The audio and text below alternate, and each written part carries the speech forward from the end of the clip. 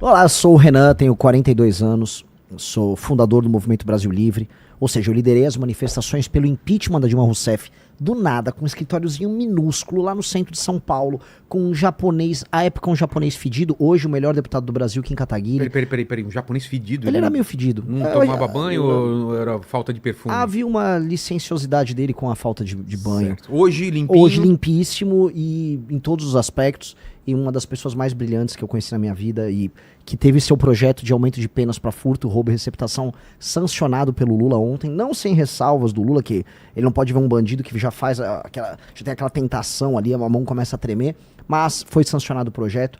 Lideramos o impeachment da Dilma. Eu fui vice-presidente do comitê do impeachment no Congresso Nacional, ou seja, coordenei não só ruas, mas também lideranças políticas para passar o impeachment.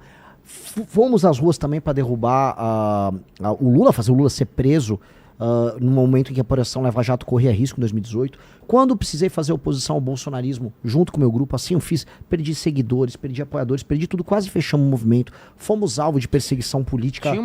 Tinha uma brincadeira na época que falavam o que estava derretendo? O que era? Derrete MBL. Derrete MBL. Derreteu tanto que se espalhou, né, cara? E hoje estamos em todo o Brasil. Criamos um partido político do mais absoluto zero, com milhares de jovens trabalhando para coletar assinaturas ao redor do Brasil, com as nossas próprias tecnologias. Criamos a segunda maior revista de política, cultura e arte do Brasil, só atrás da revista Piauí, que é do Banco Itaú, ou seja, a gente contra o Banco Itaú. Único projeto sério de direita do Brasil. Criamos a revista Valete.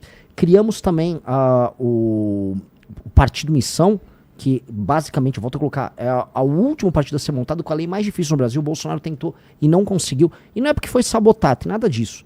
Simplesmente não foi bom, não teve inteligência no processo. Os filhos dele tentaram tocar, Flávio e Eduardo, não são muito inteligentes, e quando você é preguiçoso e não é inteligente, a sorte não sorri pra você. Disseram que eu tive sorte, e realmente a sorte sorri quando você é inteligente e trabalha bastante. Criei uma rede social própria, que é o Valete Plus, em que pessoas podem criar seus podcasts, criar seus textos, e de certa medida provocar o mundo com seu pensamento individual, sem censura. Ou seja, criamos todo um ecossistema que ajuda aquilo que a gente chama de direita, com ideias originais, a mudar o Brasil.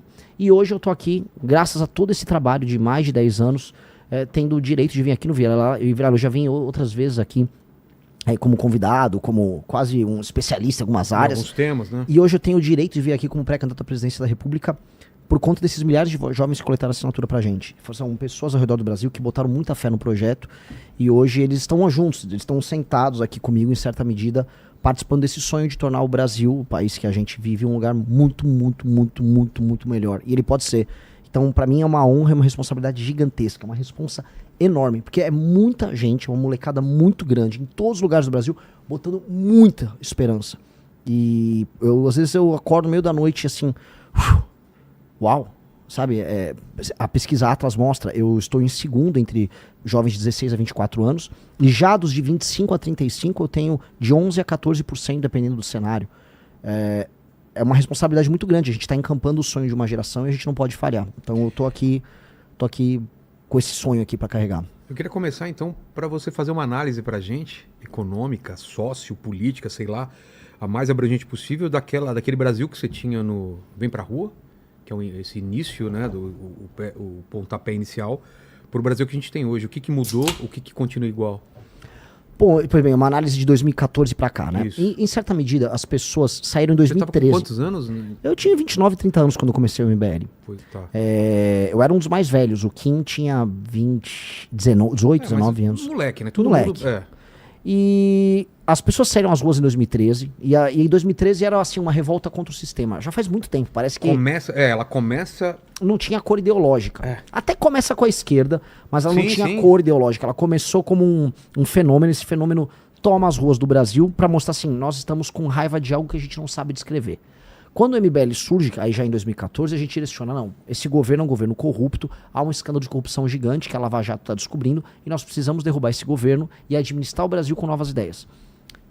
Aí sim surge o que a gente chama de direita online. Aí tinha o Olavo de Carvalho, que era um pensador, você tinha o Bolsonaro, começava a surgir, indo lá no programa da Luciana Gimenez, com os memes dele e tal. Então muita coisa começou a surgir. A gente derruba Dilma Rousseff, entra o Michel Temer. À época, a gente apoiou duas grandes propostas, uma foi a reforma trabalhista, outra PEC do teto. A gente tentou apoiar a época com a reforma da Previdência, para o Brasil já mudar a lógica econômica dele. Se tivesse passado aquela época, o Brasil já estava em outra posição econômica, a época, para poder encarar as crises que vieram depois. Mas o Bolsonaro ganhou, havia por parte das pessoas uma grande esperança no Bolsonaro. O Bolsonaro, ele transformou toda aquela esperança em mudar um país em culto à personalidade dele. Porque o Bolsonaro é um homem muito simples. Ele é até gostável, é um cara engraçado. Mas ele não... Simples não, no bom sentido ou no mau sentido? no bom e no mau sentido. A questão é o seguinte, ele quer mostrar o tempo todo que ele é uma pessoa comum.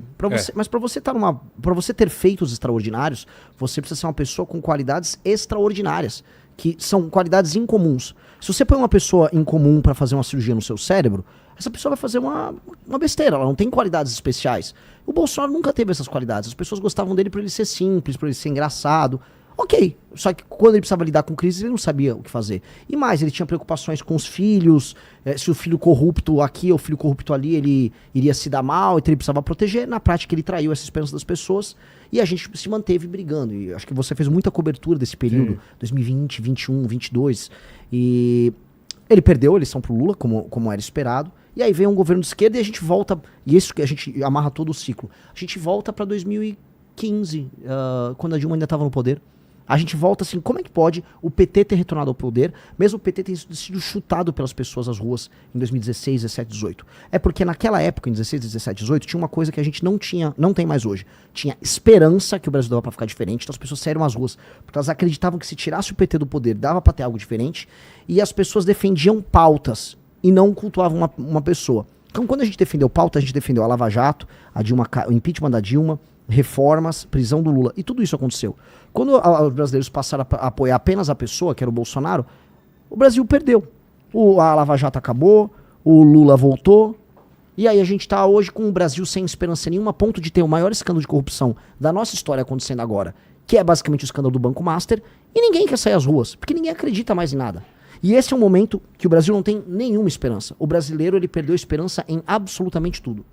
Especialmente as pessoas com mais de 30, 40 anos. Sinto isso, as realmente. pessoas da minha geração. Da sua geração também. Na minha geração. Porque é uma também. geração que o Brasil não se realizou. A gente passou umas 3 levas de agora vai. Agora vai, agora vai. Depois do tempo você fala, quer saber? Muda governo, entra governo, é a mesma coisa. Isso. E é ruim isso. Esse Muito sentimento ruim. é ruim. É muito ruim, porque não aconteceu. O Brasil não aconteceu pra minha geração. Tinha oportunidade. Lógico. Imagina um cara, eu tô com 42 anos.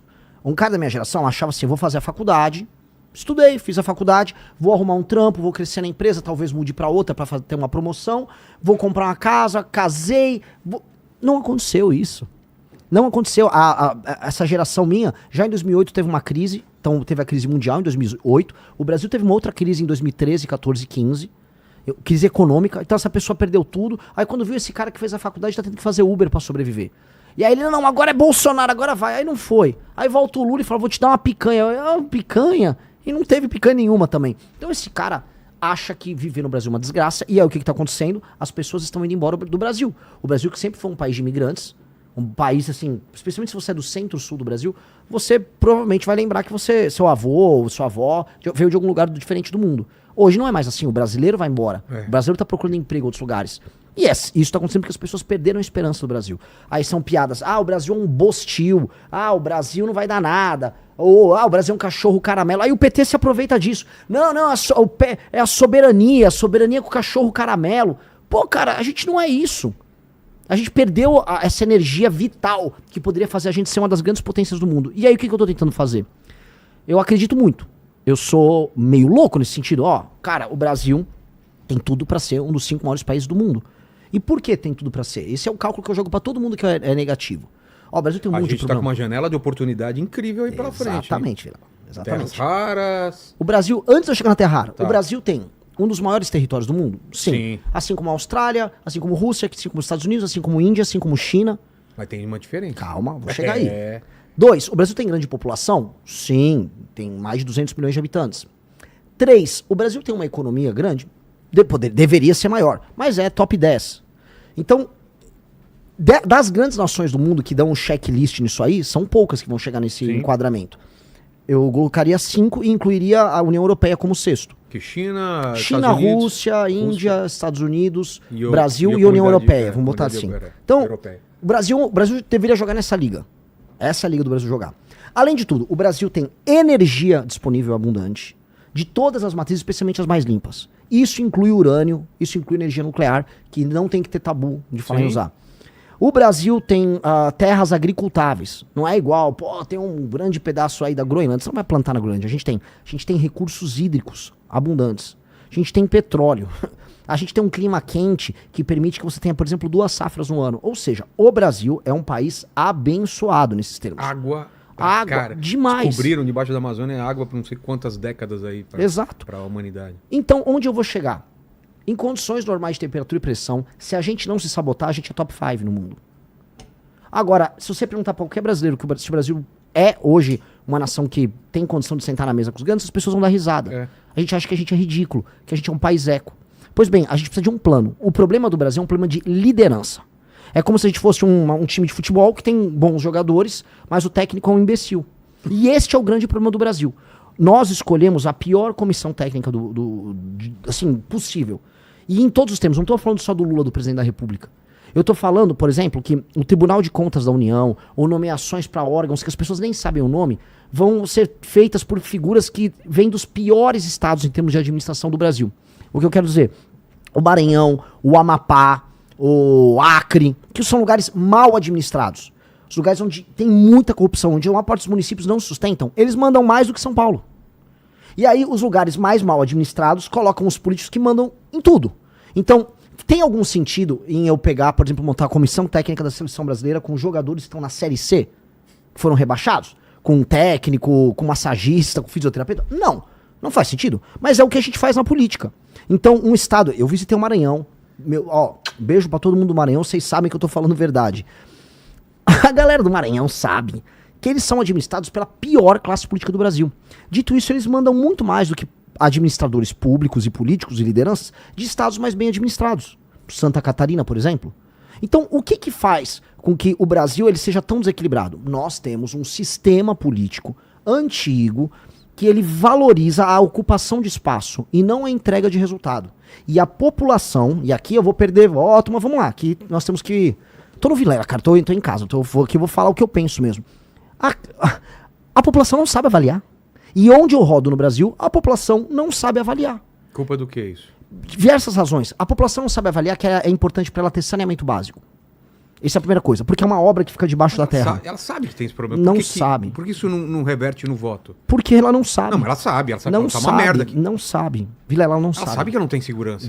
Ela não... Segurança sim. Mas saneamento básico não. Você acha que não? Não. Vou dar exemplo, coisas que o cidadão não dá valor na hora de votar. Você perguntou pra galera qual é o problema daqui. Quando você está num lugar que não tem saneamento básico, as pessoas nem sabem que elas precisam ter saneamento básico. Não tá na imaginação delas.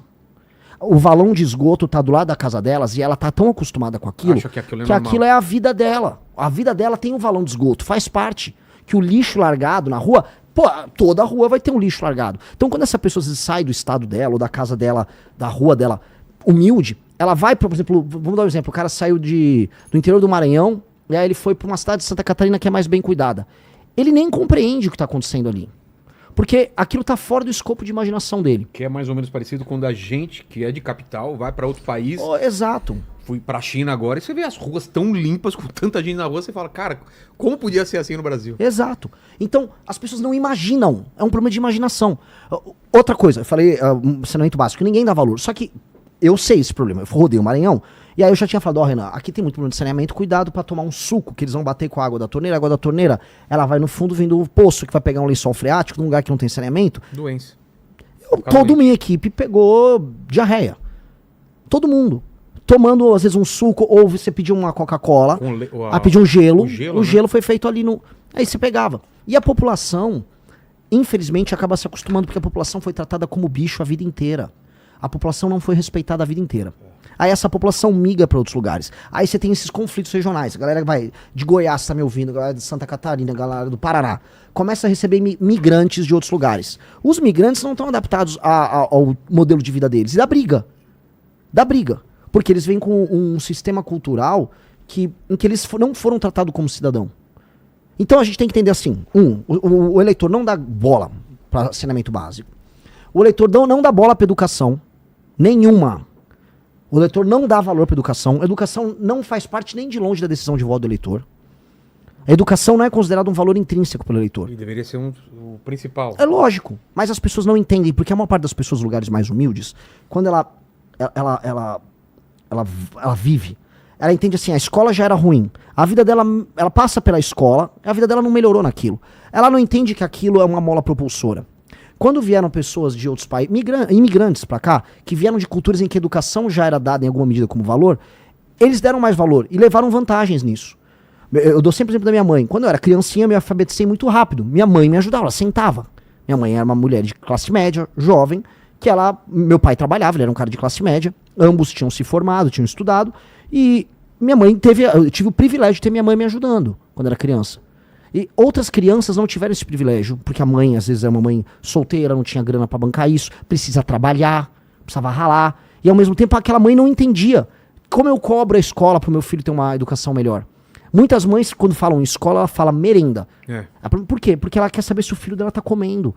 Então, o ato dela de não dar valor não é que ela é uma pessoa ruim, é porque ela não tem o critério de avaliação na cabeça dela. Uma coisa que as pessoas sentem, saúde, a fila do SUS. Aí sim a pessoa sente, preciso fazer um exame e demora muito tempo pra sair meu exame. Precisa ser às vezes em outra cidade, às vezes eu tô numa cidade pequena, preciso ir pra outra cidade, não tem transporte pra ir pra outra cidade, demora pra fazer o exame, demora pra conseguir uma cirurgia, que é o famoso problema de acesso que tem no SUS. Então na saúde o pessoal olha, transporte o pessoal também olha, porque é uma coisa que afeta ela, vou pro trabalho, ou o transporte tá caro, ou o transporte tá demorado, ou o transporte tá ruim. Mas no geral, nos lugares mais humildes, boa parte dos problemas não são avaliados como importantes. E aí o político entende. E o que o político faz? E essa é a lição que eu tive de Brasil. A maior lição que eu tive. O político, ele entende que ele pode cooptar aquela pessoa. Então, você tem uma família com 5 pessoas. Ele dá um emprego pra uma pessoa na tua família. Aí a tua família inteira é obrigada a votar nele e apoiar ele o tempo todo. Ele distribui uma telha, um saco de cimento. Ele fica mantendo você num sistema de favor, e nada disso envolve atividade econômica gerada no município, porque ele vive de repasse do famoso FPM, Fundo de Participação dos Municípios, que é um repasse que vem lá do governo federal. Esse repasse vem de dinheiro tirado de outros lugares. E esse político não tem nenhuma responsabilidade em aumentar a arrecadação, tampouco em melhorar a vida das pessoas. E é por isso que eu comecei a jogar luz sobre esse problema ao redor do Brasil, que eu falei, cara, todos os políticos do Centrão, os políticos mais corruptos, eles vêm desse modelo de engambelar o eleitor, de comprar o eleitor, de manter o eleitor ali como um servo, enquanto ele tira dinheiro de outros lugares do Brasil que estão ralando e pagando imposto altíssimo, e aí ele se mantém, fica rico no meio, e aí ele tem o ciclo eleitoral. Se esse cara tá no Nordeste, não no Norte, no Nordeste tem, por exemplo, vai acontecer agora o São João. Todo político do interior tem que fazer o maior São João possível, e o eleitor avalia ele se o São João for grande. No resto dos lugares, são os grandes shows, por exemplo, festa da prefeitura. A prefeitura fez aniversário, aí você traz o Natanzinho, traz o Wesley Safadão, e traz vários desses cantores, e aí o público avalia, meu prefeito é bom. Aí o Safadão chama o prefeito lá, aí o prefeito dança. Cara, isso não dá. Aí você tem, sei lá, mais de 2.000 cidades no Brasil que vivem disso. Pão e circo. É um pão e circo com muita pobreza, IDH baixíssimo e baixa atividade econômica. Em última instância, não só por conta disso, por conta de outras coisas, mas isso faz também com que outros lugares no Brasil acabem pagando uma alíquota de impostos muito alta para sustentar essas transferências para outros estados e municípios e também para sustentar a máquina do governo, a grande máquina com seus milhares de juízes, com seus milhares de promotores, com seus funsas que ganham salários acima da média, com super aposentadorias. E você tem que sustentar toda essa máquina que redistribui dinheiro que não funciona. E aí fica a pergunta, desde a Constituição de 88 tem todos esses instrumentos de distribuição de recursos. Se for puxar ainda, vamos dizer, o Pacto Federativo, os investimentos para diminuir a pobreza no Nordeste, Sudene e tal, a gente tá lá desde os anos 50 falando em fazer isso. E a desigualdade regional não diminuiu. Então a gente tem que mudar a lógica. E quando eu olho e eu estudo a lógica, ou seja, quando a gente estuda história, o que a gente percebe? Que você tem uma classe política que é horrenda, que é a pior classe política possível, administrando os lugares mais humildes e que não larga o osso. E eles se aliam com a esquerda, com a direita, com quem for, que é o famoso Centrão. E se a gente quiser resolver Centrão, se a gente quiser resolver STF, se a gente quiser tornar, aí sim, o Brasil que eu falei que tem que ser uma das 5 maiores nações do mundo, a gente vai ter que resolver esse problema. Porque rodando o Brasil, tomando uma surra de Brasil, vamos botar assim, você percebe que boa parte das nossas discussões são sobre outras coisas. E não sobre isso. E isso é o essencial. Isso é o verdadeiro tema de Brasil. Eu mesmo, cara, eu como liderança de movimento, eu achava que, tem outro tema aqui. Cara, tem temas bem mais importantes. E esse é mais importante. Esse eu percebi. Este é o maior problema do Brasil. E se a gente resolve esse problema, por extensão, a gente começa a resolver o grande problema brasileiro. Porque do jeito que tá, o mundo não vai ter clemência com o Brasil. O Brasil, como você disse, tem terras raras, tem recursos hídricos, tá posicionado estrategicamente. O continente, o Sul, a América do Sul, assim como o tal do Sul global, vai ser cada vez mais importante nas próximas décadas. A China, por exemplo, quer fazer uma ferrovia ligando Ilhéus até Xangai, no Peru, que é a ferrovia bioceânica. Porque aí eles dão um bypass ali no canal do Panamá. Você cruza o oceano. E os Estados Unidos não quer. A gente quer. Pra gente é bom. Mas é bom se com a China fazendo a ferrovia? Não sei, eu quero a gente fazer a ferrovia. Então, o mundo tá olhando pra gente e a gente tá fraquinho aqui. Metade do Brasil discutindo se quer uma picanha do Lula, se quer um Vale Gás, o outro se quer soltar o Bolsonaro. É essa a discussão? É essa a discussão de Brasil? Não é. Se a gente quiser ser um país de primeiro mundo, não é. E o lance que a gente tem que desafiar e acordar as pessoas é o que a gente precisa fazer para nos próximos 30 anos a gente se tornar uma dessas 5 nações. Todas essas outras discussões são discussões contingentes, que elas afetam essa, mas elas são menores. Todas, incluindo a STF. Essa é a grande discussão. Como quebrar essa barreira para tornar o Brasil um dos 5 maiores países do mundo. Só deve ser essa a nossa discussão. Todo o resto é besteira.